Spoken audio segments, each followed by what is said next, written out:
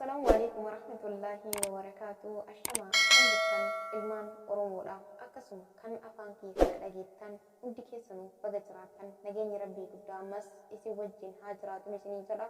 Har'aan tana seenaa ajaa'ibaa seenaa barumsa qaba jedhe waa hedduu irraa hubadhe wayii qabadhee dhufeen jira. Hanga xumura viidiyoo kanaatti akkana wajjin turtan kabajaa fi jaalalaan isin gaafadha. Inni biraa warroonni maatii naaf hin ta'in maatii kiyya ta'a. Kan maatii kiyya taatan laayik sheer koomentii gochuudhaan na jabeessa isiniin jira. Hanga xumura viidiyoo kanaatti akkana wajjin turtan gamanuma inni isin affeera. Egaa seenaan shamarree takka maqaan isii Aayishaa jedhamti kan dhalatte godina Baaleetti. Akkuma nama kamuu dalagachuudhaaf biyya irraa baatee biyya Saudi Arabiyaa keessatti hojjetaa turte jechuudha.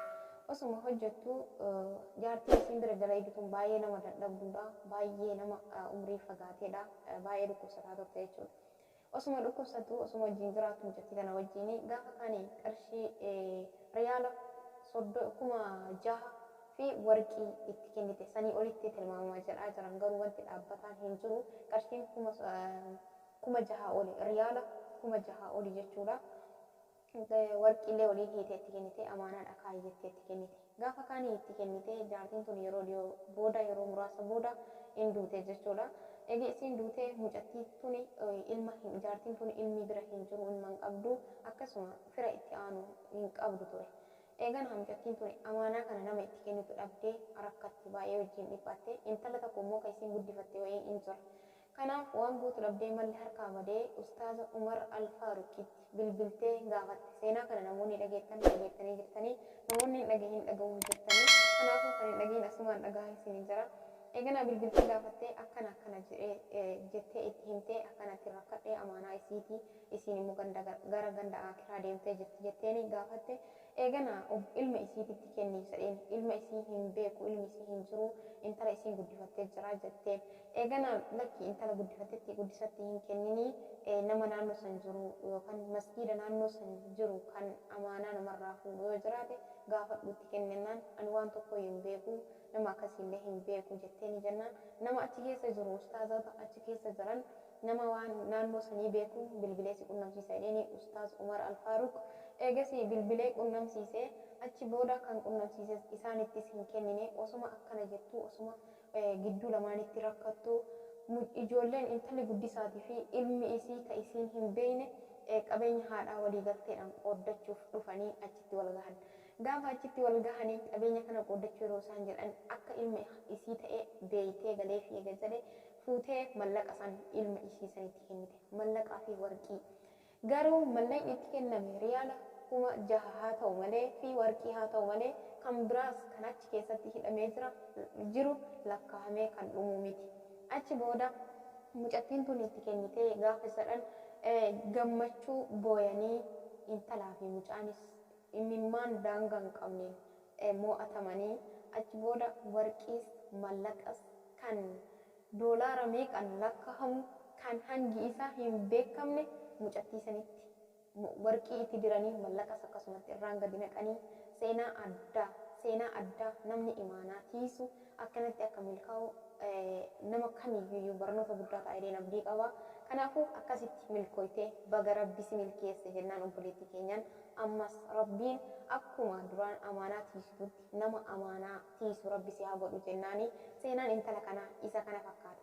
Seenaan amaanaa tiisuu isii milkaa'ina jireenya isiitiif karra saaquun isaa akkaan nama gammachiisa akkaan namatti tola intala Oromoo ta'uun isiis akkaan nama gammachiisa. Seenaa kana seenaa warra duraanii yookaan warra tana duraati malee dhaloota ammaa kana keessatti wanti akkanaa hin jirredhe namni yaaduun jiran natti hin fakkaatu. Kanaafuu baga milkooytee jennaan obboleettii keenya kanaan. Itti aansee seenaa shamarree takka. Isiinis biyya Saudi Arabiyaa keessa osuma dalaydu namni isiin bira dalaydu sun abbaa qabeenyaati akkaan qabeenya qaba. Eegana mucattii tana fuudhanii gara Ameerikaa bakkiteen isaan mana hin qabne hin jiru biyyoota Awurooppaa keessa ta'e Eeshiyaa keessa ta'e biyyoota hundaa mana qabanii abbaa qabeenyaati. Mucattiin tun bakka hundaa isaanuma wajjin deemti jechuudha. Eegana hojjettu mana keessa hojjettu nuu fidi nama amantu. San booda ati numa wajjin deemtee ijoollee qabdaa ijoollee maan wajjin deemta ijoollee maqabdeetu waan deemtaa jedhanii ni gaafa jedhan hiriyaa kiyyaa akkaanan amana jettee hiriyaa ofii kan akkaan amantu kan akkaan jaalattu akka mana sangaltu taasif. Eega mucattiin sun mana sangalte booda mucattiin suni mana sangaltee dalagaa hin qabdu yeroo isaan manaa bahan taa'u qofa dalagaa hin baay'atu jechuudha.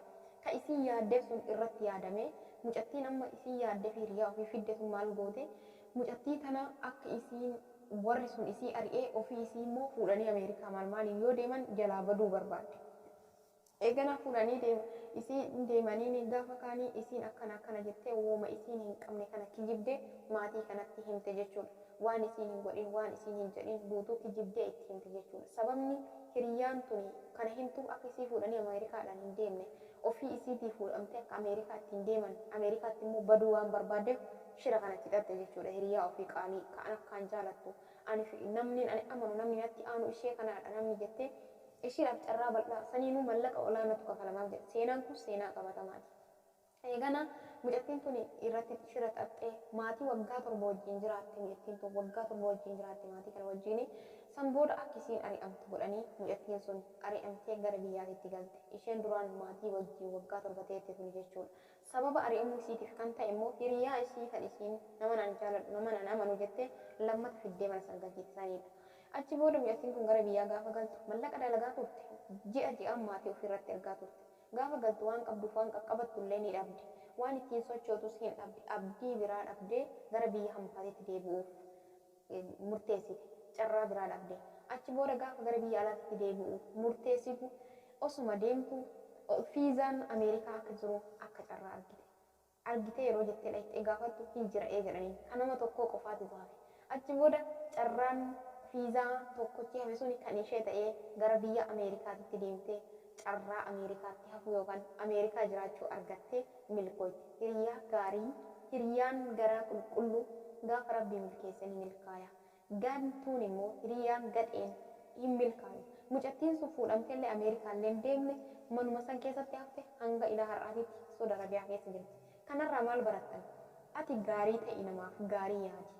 Yoomillee ni milkooyta. Hiriyaan gaariin waan gaarii argata. Hiriyaan gaariin hiriyaa gaariin argatu. Tasuma oolmaa kee yookaan galata kee nama irraa hin barbaadin rabbi qofa irraa barbaadadhu.